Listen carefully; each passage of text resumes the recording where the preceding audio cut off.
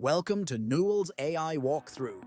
If you're not a member yet, the first thing you'll need to do is sign up. Already a member? Great, just go ahead and log in.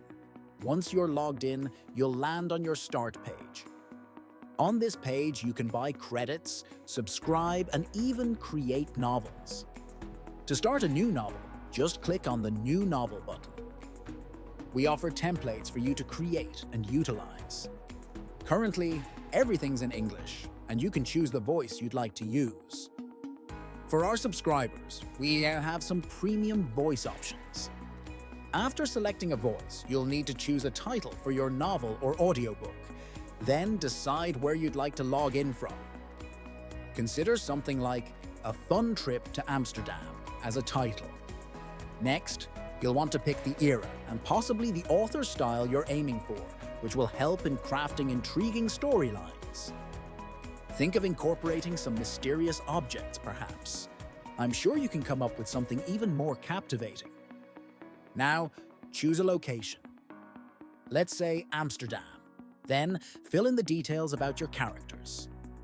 For each character, you can provide a name, create a wiki page, and write a description. You can even add a photo if you like.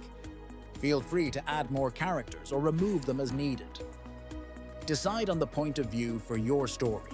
Will it be first person, third person, second person, or something else?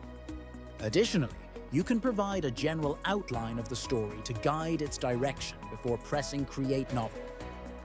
Creating the story will cost you 1 credit. Once it's generated, you can press the play button to listen to it.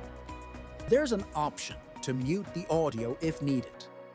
If you're satisfied with the first chapter, you can download the novel. You can also add more chapters, providing additional details or story directions for each new section. You may choose to add new directions for the story's progression, or simply skip it if you prefer. By clicking on a story, you can review all the details you've entered.